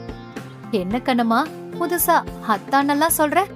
கலக்கரடி செல்லம், நாளைக்கு நைட்டும் தே மாதிரி சொல்லணும், சரியா என மொத்தமாக விழுந்து போனான் அவளின் ஒற்றை வார்த்தையில். என்னைக்கு நம்மள அபிஷியலா சேர்த்து வைக்கிறாங்களோ அன்னைக்கு சொல்லலாம் இருந்தாத்தான் என அபி கூறவும், ஏய் கொல்லாதடி இப்படி சொல்லி சொல்லி என அரைவாசலில் நின்றிருந்தவளை மெதுவாக அப்படியே அறைக்குள் தள்ளி இவனும் உள்ளே சென்று கதவை தாழ் போட்டான். அவன் தாழ் போட்டவுடன் தான் அவனை ரொம்பவே தூண்டிவிட்டோம் என்று உணர்ந்து, பிளீஸ் பிளீஸ் பிளீஸ், யாராவது பார்த்தா தப்பா நினைக்க போறாங்க, வாங்க வெளியில போலாம் என்று அவசரப்பட்டாள் அபி. நீதானே செல்லம் சொன்ன நம்மள அபிஷியலா சேர்த்து வச்சுட்டாங்கன்னு என அவளைப் போலவே அஸ்கி வாய்ஸில் பேசி காட்டி அவளை தன்னிடம் இழுத்தான் அவன். அவன் முத்தமிட போகிறான் என்று கண்களை மூடிக்கொள்ளவும் அமைதியாக அவள் முகத்தையே பார்த்தபடி நின்றான் கவின். ஒன்றும் உணராததால் கண்களை திறந்து பார்த்தவள் அவன் சிரிப்பதைக் கண்டு அசடு வழிந்தாள். ஹேய், ஆசைதான உனக்கு என்று கேட்டவனிடம் ஆமா என்று கெத்தாக சொல்லிவிட்டு அவனை இழுத்து அவள் முத்தமிட்டாள் அவன் இதழில். அவளே கொடுக்கவும் இவனுக்கு வேட்கை கூடியது. ஆரம்பித்தது அபிதான் என்றாலும் அதை விடாமல் தொடர்ந்தான் கவின். அபியும் ஈடு கொடுக்க முதல் முறையாக காணும் அவளின் காதல் பரிணாமத்தில் மயங்கி மீள விரும்பாமல் அந்த இதழிலேயே நிலைத்து கிடந்தான் கவின். அவனிடமிருந்து வலுக்கட்டாயமாக இதழை பிடுங்கிக் கொண்டவள், பா போதும் போங்க என்று தள்ளி நின்று கொண்டாள். அவளுக்கும் தான் ஆசை கூடுகிறதே. ஓகே ஓகே என்று நிதானத்திற்கு வந்தவன் ஞாபகமாக மறுபடியும் கேட்டான். அம்மா என்ன சொன்னாங்க? சுபத்ரா அபிய உன்கிட்ட பேசணும் என்று அழைத்து வந்தவர் நேரடியாக விஷயத்திற்கு வந்திருந்தார். இங்க பாரு, என் பையன் சந்தோஷமா இருக்கணும் தான் உங்க கல்யாணத்தை நடத்தி வைக்கிறோம். உன்னை எனக்கு இப்ப மட்டுமில்ல எப்பவும் பிடிக்காது. அதனால நீ நல்ல மருமகளா நடந்துகிட்டா நான் மனசு மாறி உன்னை ஏத்துக்குவேன்னு நினைச்சி என்கிட்ட வந்து பழக முயற்சி செய்யாத. கவின் அப்பாக்காக நான் வெளியில யார் முன்னாடியும் எதுவும் காமிச்சிக்க மாட்டேன். நீ என்கிட்ட இருந்து தள்ளியே இரு. நீ எப்பவும் எனக்கு வேண்டாத மருமகள் தான் என கடுமையாக பேசிவிட்டு சென்றிருந்தார் சுபத்ரா. அதை சொல்லி இன்று அவனின் மனதை வருத்தப்படுத்த விரும்பாமல், நான் தான் சொல்லியிருக்கேனே என்று சிரித்தபடி புஜத்தை காட்டினால் மறுபடியும். சில பேரை சிலருக்கு காரணமில்லாமலே பிடிக்காது. அதை ஒன்றும் செய்யவும் முடியாது. அபி அனைத்தையும் காலத்தின் கையில் கொடுத்து விட்டாள். என்ன வருகிறதோ அதற்கு ஏற்ப நடந்து கொள்ள வேண்டியதுதான் என்ற தெளிவுடன் மண்டபத்திலிருந்து நல்ல நேரத்தில் மணமக்கள் கவினின் வீட்டிற்கு கிளம்பினார்கள். ராமுவும் ஆர்த்தியும் நாளை மணமக்களை வரவேற்க வீட்டிற்கு சென்று ஏற்பாடு செய்ய வேண்டும் என்று அங்கேயே விடைபெற நினைக்க அபிக்கு அழுகை தாங்க முடியவில்லை. அவளுக்கு என்று இருப்பது இவர்கள் இருவர் மட்டும்தான். அவர்களும் மற்ற சொந்தம் போல் மண்டபத்திலே விடைபெறுவதா என்று கண்ணீர் விட்டாள். ஆனால் அவர்கள் சொன்னதை கவின் கேட்கவே இல்லை. வந்துதான் ஆக வேண்டும் என்று அழைத்து வந்து விட்டான். அவர்களை நன்றாக கவனிக்கவும் செய்தான். தேங்க்ஸ் என்ற அபியிடம், உனக்காக நான் இதை பண்ணல, என் ஃபேமிலி அவங்க இனிமே, நீ எனக்கு தேங்க்ஸ் சொல்லாத, எனக்கு பிடிக்கல, என்ன வேற யாரவோ நினைச்சாதான் இப்படி ஃபார்முலாலாம் சொல்லணும் என்று சொல்லிவிட்டு, உன் சந்தோஷத்தை எப்படி காட்டணும்னு தெரியுமா என்று காதில் ரகசியம் சொன்னான். சி போங்க என்று அழகாக வெட்கப்பட்டாள் அபி. ஐ எம் வெயிட்டிங் பொண்டாட்டி என்றான் கவின் மந்தகாச சிரிப்புடன். இதயத்தை திருடாதே. அத்தியாயம் 32. மாலையில் மணமக்களை அருகில் இருக்கும் கோவிலுக்கு சென்று வர சொன்னார் சுபத்ரா. ராமுவும் ஆர்த்தியும் நாளை காஞ்சிபுரம் வர வேண்டும் என்று அனைவரையும் அழைத்துவிட்டு பாலா ஏற்பாடு செய்த காரில் கிளம்பிவிட்டனர். சுபத்ரா அவர்களிடம் தேவைக்கு மீறி பேசவில்லை, எந்த அவமரியாதையும் செய்யவும் இல்லை. அதுவே பெரிய நிம்மதியாக இருந்தது ராமுவுக்கு. இரவு உணவு முடிந்து அனைவரும் கிளம்பிய பின் கவினை அவர்கள் அறைக்கு போக சொன்னார்கள். அபியை தனியாக விட அவன் தயங்கவும் சுபத்ராவிற்கு கோபம் வந்துவிட்டது. கண்ணா, இனிமே நாம் எல்லாரும் ஒரே வீட்ல தான் இருக்க போறோம் என அழுத்தி கூறினார். எவ்வளவு நாள் இப்படியே இருப்ப என்ற விஷயம் அதில் இருக்க அதை புரிந்து கொண்டவன் சரிங்கம்மா என்றதோடு மாடி ஏறினான். சூழ்நிலை சுமூகமாக இருந்ததால் வேறு மாதிரி எதுவும் நடக்கவில்லை. அதற்குதான் இங்கே வழியே இல்லையே. ரித்திகா எதையும் கண்டு கொள்ளாமல் அவள் அறைக்கு போய்விட்டாள். சுபத்ராவும் அறைக்கு போகும் முன், இன்னும் அரை மணி நேரம் கழித்து நீ மேலே போ என்று யாருக்கோ சொல்வது போல் சொல்லிவிட்டு சென்றார். ஒரு 5 நிமிடம் பேசாமல் கெஸ்ட் ரூமில் அமர்ந்திருந்தாள் அபி. அவளின் பைகள் எல்லாம் முன்பே கவின் அறைக்கு போய்விட்டதால் அவளிடம் போன் கூட இல்லை. காலையிலிருந்து தெரியாத அம்மாவின் ஏக்கம் இப்போது தனிமையில் விட்டவுடன் அபியை கவ்வியது. ஏனோ அழுகையாய் வந்தது. மனது ஒரு மாதிரி நிலையில்லாமல் தவிக்க அங்கிருந்த பூஜை அறையில் போய் அமர்ந்து கொண்டாள். அறைக்குள் சென்ற சுபத்ராவிடம், அபி ரூமுக்கு போயாச்சா என்றார் பாலா. இல்ல, இன்னும் அரை மணி நேரம் கழிச்சுதான் போகணும்னு சொல்லிருக்க. நீ வந்துட்ட ரூமுக்கு? அதான் அவகிட்ட சொல்லிட்டேன்ல, போய்க்கு வா, விடுங்க என்றார் அசால்ட்டாக. வெளியில தனியா இருக்காளா அபி என்று வேகமாக வெளியே போக போனார் பாலா. நீங்க எங்க போறீங்க இப்ப? உனக்கு தான் பிடிக்காத மருமக, எனக்கு இல்லையே. நான் போய் பேசிட்டு இருக்கேன். அரை மணி நேரம் வரைக்கும் எப்படி தனியா இருப்பா? பாவம், தனியா விட்டா ஏதாவது கஷ்டப்பட போறா என்று பதறினார் பாலா. இருங்க, நானே போறேன் என்று வேண்டா வெறுப்பாய் வெளியில் போனவர் அவள் கெஸ்ட் ரூமில் இல்லை என்றதும் அவள் மேலே போய்விட்டாள் போல் என்று மோசமாக திட்ட நினைக்க, பின் பூஜை ரூமில் விளக்கு எறிவதை பார்த்து விட்டார். ஏனோ சட்டென்று மனம் சுட்டுவிட வேகமாக அவள் அருகில் சென்றார். என்னாச்சு? இப்ப எதுக்கு இப்படி நல்ல நாள் அதுமா சோகமா இங்க வந்து உட்கார்ந்துட்டு இருக்க என கோபமாக கேட்பது போல் இருந்தாலும் அதில் ஒரு பரிவு இருந்தது உண்மைதான். எங்க அம்மா ஞாபகம் வந்துடுச்சு என்றால் அபி தொண்டையடைக்க. சரி, குங்குமம் எடுத்து பூசிட்டு வா. நல்லபடியா இந்த வீட்டுக்கு ஒரு வாரிசு பெத்து கொடுக்கற வழியை பாரு. படிக்கிறேன் அது இதுன்னு தள்ளி போட்டா நான் அப்புறம் பொல்லாதவளாயிடுவேன். அத சொல்லதான் வந்தேன், மறந்துட்டு போயிட்டேன் என்று ஏதோ பேசி அவளிடம் 2 வேலைகளை சொல்லி அரை மணி நேரத்தை நகர்த்தி அவளை போக சொல்லிவிட்டு பின் அறைக்கு சென்றார். மாடி ஏறும்போது இனிமேதான் பொல்லாதவள் ஆகணுமா என நினைத்து நமட்டு சிரித்தபடி சென்றாள் அபி. அதே சிரிப்பு மாறாமல் கவினின் அறைக்குள் சென்றவளை பாய்ந்து வந்து அணைத்தான் கவின். நிலை கொள்ளாமல் நடைபயின்று கொண்டிருந்தவன் அவளின் சிரித்த முகத்தை பார்த்துதான் நிம்மதியானான். அச்சோ, நான் பயந்துட்டேன். நீங்க வந்த வேகத்துக்கு நாம கீழே விழுந்திருப்போம் தெரியுமா? ஏன் இப்படி என அவள் கேட்கவும் அவளை அணைத்தவாறே மெத்தைக்கு அழைத்து சென்று அமர வைத்தவன் பக்கத்தில் அமர்ந்து அவள் கையை எடுத்து அவன் நெஞ்சில் வைத்துக் கொண்டு, ஏதோ நீ ரொம்ப வருத்தப்பட்டு இருக்கிற மாதிரி ஒரு ஃபீல் வந்துடுச்சு கண்ணம்மா. இப்படி உன் முகத்தை சிரிப்போட பார்த்தப்புறம்தான் நிம்மதியா இருக்கு என்றான் அவன். அவன் அவளை அளவு கடந்து காதலிக்கிறான் என்று தெரியும். ஆனால் அவளின் உணர்வுகளை உணரும் அளவு என்றால் அப்படியே கரைந்து விட்டாள் அபி. அந்த உணர்வை மொத்தமும் மிச்சமின்றி அவனிடம் கொட்டினாள். அவன் மேலே ஏறி அமர்ந்து அவனை இறுக கட்டி அணைத்துக் கொண்டு வேக வேக முத்தங்களை முகம், கண், கழுத்து, காது, தலை, முடி என்று வித்தியாசம் பாராமல் தாராளமாக வாரி வழங்கினாள். முதலில் ஒன்றும் புரியவில்லை கவினுக்கு. பின் சின்ன சிரிப்புடன் அவள் கொடுக்க முத்தத்தை அனுபவித்துக் கொண்டிருந்தான். அவள் வேகம் கொஞ்சம் குறையவும், என்னடா செல்லம், ரொம்ப ஃபீல் ஆயிட்டியா என்றான்.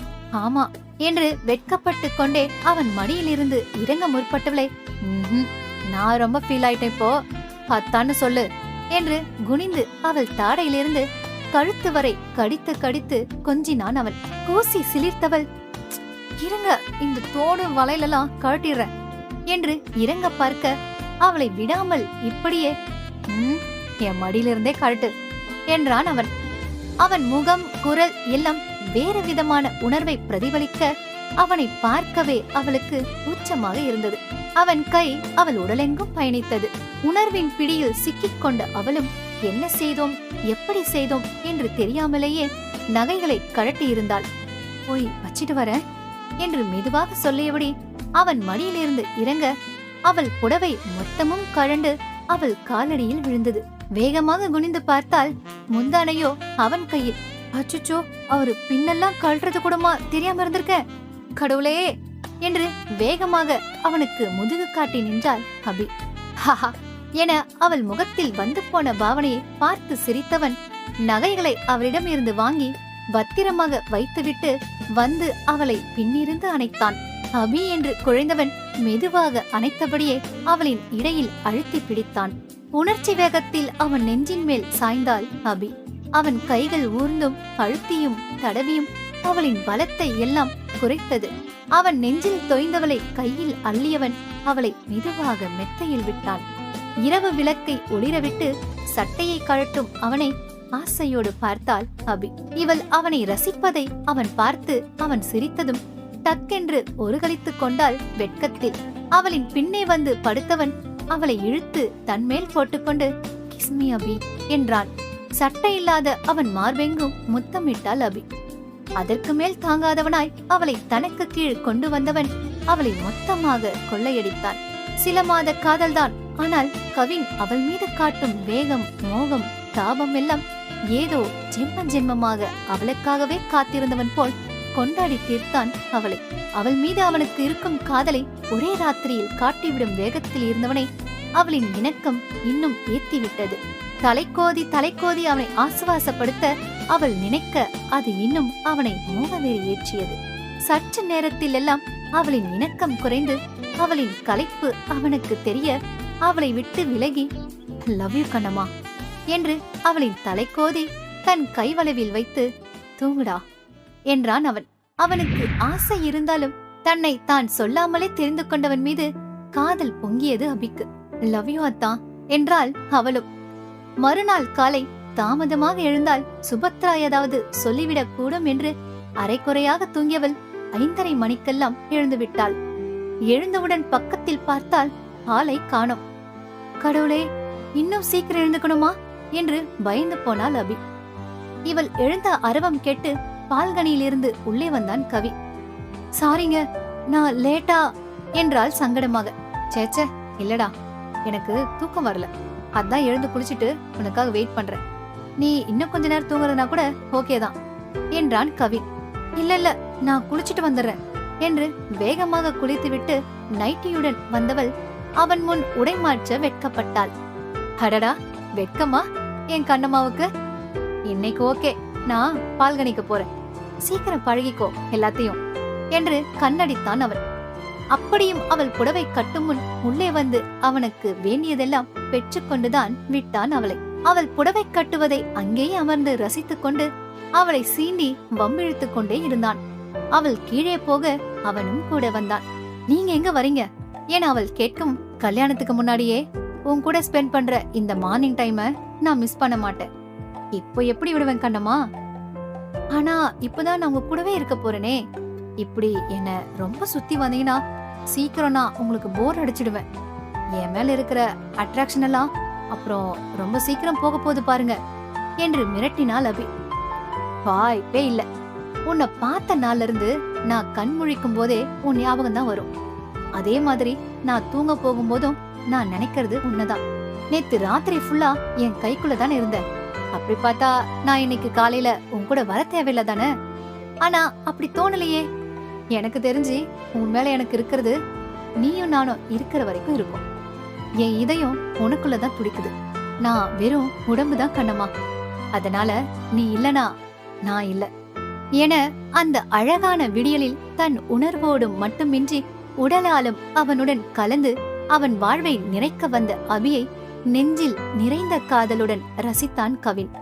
சத்தம் கேட்டு எழுந்து வந்த சுபத்ரா அவர்கள் இருவரும் மெல்லிய குரலில் ஏதோ பேசி சிரித்தபடி இருந்ததைக் கண்டு, அதிலும் மகன் முகத்தில் இருந்த நிறைவைக் கண்டு தன்னையும் அறியாமல் புன்னகைத்தபடி மீண்டும் அறைக்குள் சென்றார்.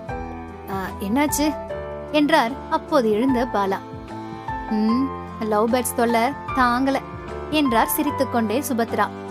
அழகிக்கோ, இத இன்னும் ரொம்ப வருஷம் பார்க்கணும், வேற வழியே இல்ல என்றார் மகனை அறிந்தவராக அவரும் சிரித்துக்கொண்டே.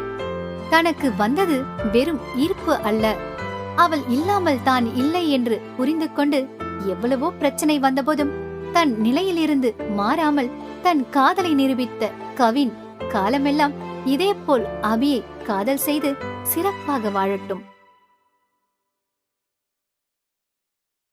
இதயத்தை திருடாதே. அத்தியாயம் 33. 4 ஆண்டுகளுக்கு பிறகு.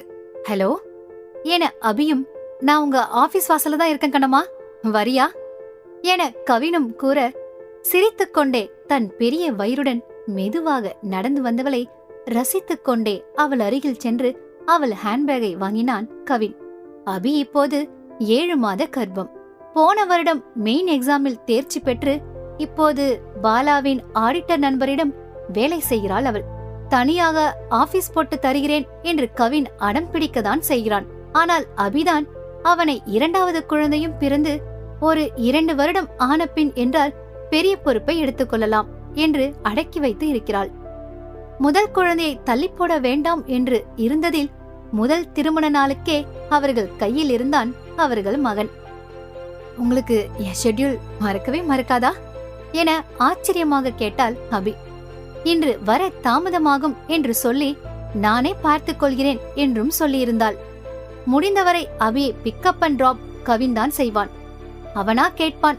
இவள் நேரம் சொல்லவில்லை என்றால் நேரடியாக இவள் பாசிடமே அழைத்து, அங்கிள் எப்ப விடுவீங்க அபியே என்பான். என்ன பத்தி தெரியாத உனக்கு என்பது போல் அவள் கேள்விக்கு பதில் சொல்லாமல் சிரித்துக்கொண்டே காரை திறந்து, சி ஹூ இஸ் ஹியர் என்று பின் சீட்டில் சீட் பெல்ட் போட்டுக்கொண்டு அமைதியாக அமர்ந்திருந்த மகனை காட்டினான். ஹவிக்குட்டி செல்லம் என்று மகனின் அருகில் அமர்ந்து கொஞ்ச, எப்போதும் இதுபோல் அழைத்து வந்தால் குஷியாக இருக்கும் மகன் இன்று ஏனோ என்று இருந்தான். என்ன ஆச்சுங்க குட்டி சாருக்கு, ஏன் கோபம்? முகேஷ் கூட பைக்ல ஒரு ரவுண்ட் அடிக்கணும்னு சொல்லிருக்கான். அம்மா பத்தி தான் தெரியுமே, தடா போட்டுட்டாங்க. முகேஷ் கிட்ட வேற இனி பைக்க வேற எங்கேயாவது தான் நிறுத்திட்டு வீட்டுக்கு வரணும்னு சொல்லிட்டாங்களாம். நான் வீட்டுக்கு போன உடனே என்னை பார்த்ததும் ஒரே அழுக. அதான் சரி வா அம்மாவை பிக் பண்ணிட்டு ஐஸ்கிரீம் சாப்பிட்டு வரலாம்னு அழைச்சிட்டு வந்தேன் என்றான் கவின். இதுக்கு போய் கோவப்படலாமா குட்டி? இந்த வாரம் சித்திய ஸ்கூட்டி கொண்டு வர சொல்லி அதுல ரவுண்ட் போலாம் என்ன என அபி சமாதானம் செய்தாள். ஆர்த்தி சென்னையில்தான் ஒரு மென்பொருள் நிறுவனத்தில் வேலை செய்கிறாள். நிஜமாவா என அரைக்கண்ணில் அம்மாவை நம்பாமல் பார்த்தான் அவின். அவனின் மழலை மொழியிலும் பாவனையிலும் மயங்கிய இருவரும் அவனை கட்டிப்பிடித்து கொஞ்சினர். கண்டிப்பா என்றாள் அபி. அவின் கிருஷ்ணன், கவின் அபியின் 3 வயது செல்லக்குட்டி. 2 தாத்தாவிலும் கிருஷ்ணன் இருந்ததால் இவர்கள் பேரோடு சேர்த்து அதையும் வைத்து விட்டார்கள். பாலாவை உரித்து வைத்தது போல் இருப்பான் அவின். அதில் யாருக்கு சந்தோஷமோ இல்லையோ, சுபத்ராவிற்கு கொள்ளை சந்தோஷம். அப்பு குட்டி அப்பு என்ற வார்த்தையை தவிர பேரனை வேறு எதுவும் சொல்ல மாட்டார். அபி மாசமாக இருந்தபோது கூட சுபத்ரா அவளை பெரிதாக பொருட்படுத்தவில்லை. மகனுக்கு வாரிசு வரப்போகிறது என்ற சந்தோஷம் மட்டும்தான் இருந்தது. ஆனால் பேரன் பிறந்த பின், அவனை கையில் ஏந்திய பின் இயல்பான பாசம் தலை தூக்க அவனை கீழேயே வைக்க மாட்டார். டெலிவரிக்கு பின் அபி தன் தந்தைக்காக காஞ்சிபுரம் போக விரும்ப கவின் கூட சரி என்று சொல்லிவிட்டான். ராமு வேறு வீட்டில் ஏசி போட்டு நிறைய சௌகரியங்கள் செய்து வைத்திருந்தார் மாப்பிள்ளைக்காக. ஆனாலும் சுபத்ரா ஒத்துக்கொள்ளவில்லை. அபி மருத்துவமனையிலேயே அழ ஆரம்பிக்க கவினுக்கு தான் டென்ஷன் ஏறியது. அங்க யாரு 2 பேரையும் பாத்துக்குவா? அவங்க அப்பாவால மட்டும் முடியாதுடா கண்ணா என்றார் டென்ஷனான கவினிடம். எங்க அப்பா சமைப்பாரு, நானும் என் தங்கச்சியும் பாத்துக்குவோம் என எப்போதும் எதற்கும் பிரச்சனை பண்ணாத அபி இந்த முறை அடம் பிடிக்க சுபத்ராவிற்கு கோபம் வந்தது. நேரடியாகவே பேசினார் அபியிடம்.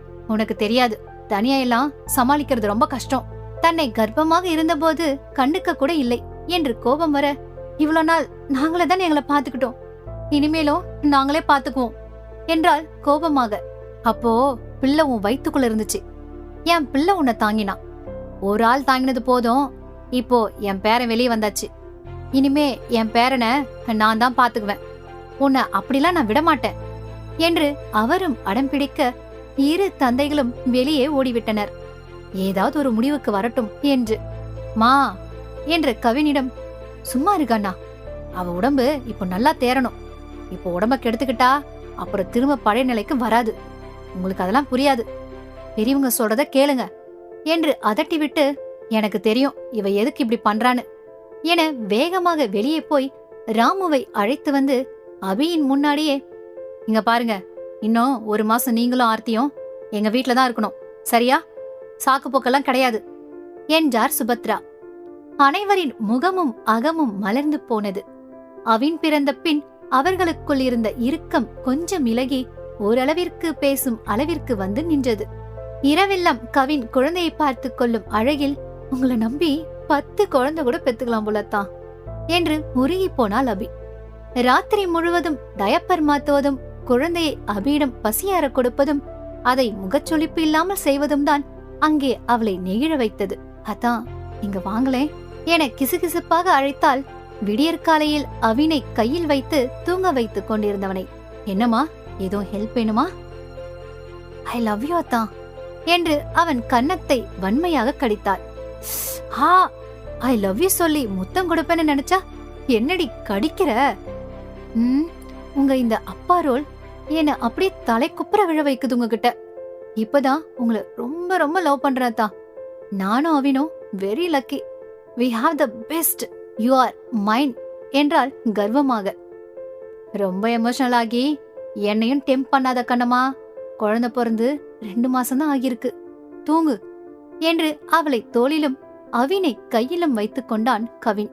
அவினின் 1 வயது பிறந்த நாளிற்கு அமெரிக்காவில் இருந்து வந்த ரித்தி வீட்டில் மாறிப்போயிருந்த நிலையைக் கண்டு அதிர்ச்சியானாள். என்னம்மா, உனக்கு பேரம் பேத்து கொடுத்த உடனே பிடிக்காத மருமக பிடிச்சு போயிட்டாளா என்ன என்றால் குத்தலாக. நீ பாத்தியா நான் அவகிட்ட கொஞ்சறத?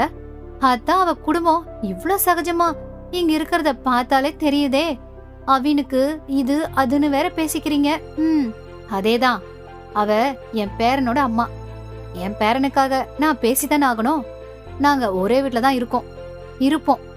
என் பிள்ளை எனக்கு முக்கியம், எனக்கு நீ எதுவும் சொல்ல வேண்டாம் என்றார் கடுப்பாக. எந்த கடுகடுப்பும் இல்லாமல் முழுமையாக அவினை அவரிடம் அபி விடுவதே அவருக்கு பெரிய சந்தோஷம். சண்டை போட்டுக்கொண்டே இருந்தால் சந்தோஷம் எங்கிருந்து வரும்? மேலும் கவினுக்கு சாப்பாடு போட சுபத்ரா விரும்புவார் என்பதால் எல்லாவற்றையும் விட்டு கொடுத்து விடுவாள் அபி. கணவனின் அன்பில் சந்தேகம் இருந்தால்தானே உரிமை போராட்டம் வரும். அதனால் அவள் இயல்பாக இருக்க இருக்க சுபத்ராவின் மனது இலகிக் கொண்டே வந்தது. சுபத்ராவிற்கே தெரியாது அவருக்கு அபியின் மீது என்ன உணர்வு என்று. ஆனால் குடும்பம் மகிழ்ச்சியாக இருப்பதற்கு அவள் பெரிய காரணம் என்று அவர் மனதுக்குள் மட்டும் ஒத்துக்கொள்வார். அதனால் அவரும் பெரிய ஒட்டுதல் இல்லாதது போலவே இருந்து கொண்டு அவளை கவனித்துக் கொள்வார். மாமியார் மனம் பற்றி தெரிந்தும் அபியும் அவரின் கவனிப்பை ஏற்றுக்கொண்டு அமைதியாக இருப்பாள். நான் உன்னை வெளிப்படையா லவ் பண்றேன், எங்க அம்மா உன்னை சீக்கிரட்டா லவ் பண்றாங்க என்று சிரிப்பான் கவின். உங்களுக்கு தெரியாதது என்று ஆச்சரியப்பட்டாள் அபி. நீங்க 2 பேரும் ஒரு இடத்துல இருந்தாவே ஃபர்ஸ்ட் எல்லாம் எனக்கு ரொம்ப டென்ஷனா இருக்கும். அப்போ கவனிக்க ஆரம்பிச்சதுதான். அப்புறம் உங்க லவ் தெரிஞ்ச அப்புறம் விட்டுட்டேன் என கவின் கூறவும் இருவரும் அடக்க முடியாமல் சிரித்தனர். தெரியாத மாதிரி மெயின்டைன் பண்ணுவோம், இல்லனா அத்தைக்கு சங்கடமா இருக்கும் என்றவளை மயேஞ்சல் என்று அணைத்துக் கொண்டான் கவின். ஒரு வழியாக அவினை சமாதானப்படுத்தி வீட்டிற்கு அழைத்து வந்தனர். கோபம் மறந்து பாட்டியிடம் ஓடியவனை உச்சி முகர்ந்தார் சுபத்ரா. ரெஃப்ரெஷ் பண்ணிக்கொண்டு வந்தவர்களிடம், 7 மாசம் ஆயாச்சு, நேரம் கழிச்சு சுத்திட்டு வரக்கூடாதுன்னு எத்தனை தடவை சொல்றது? போங்க போங்க, போய் உட்காருங்க என்று மிரட்ட இருவரும் சிரிப்பை அடக்கிக் கொண்டு பூஜை ரூம் வாசலில் வந்து அமர்ந்தார்கள். இதுதானே வழக்கம் என்பது போல் அவர்கள் அமர்ந்ததும் வேகமாக ஓடி வந்த அவின் பூஜை ரூமில் இருந்து கற்பூரம் கொண்டு வந்து பாட்டியிடம் கொடுக்க, சமத்து என்று கொஞ்சி அவர்கள் மூவருக்கும் திருஷ்டி எடுத்தார் சுபத்ரா. இதுக்கு மேலேயும் என்ன வேணும் இவங்க வாழ்க்கைய பத்தி சொல்ல? செயல மட்டும் காட்டுறதை விட வார்த்தையிலும் சுபத்ரா காட்டும் காலம் வரும். விட்டு கொடுப்பவர்கள் கெட்டு போவதில்லை. வித்தியாசம் என்னவென்றால், விட்டு கொடுக்கலாம், ஆனால் ஏமாளியாக இருக்கக்கூடாது. இனியும் என்ன, கவின் அபி இருவரின் வாழ்க்கையிலும் இனி மகிழ்ச்சியே.